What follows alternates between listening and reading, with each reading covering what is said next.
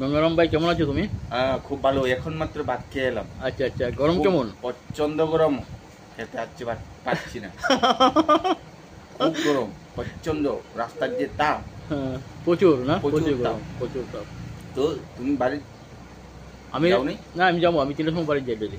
3টা? আমার টাইমই 3টা। খাওয়া দাওয়া?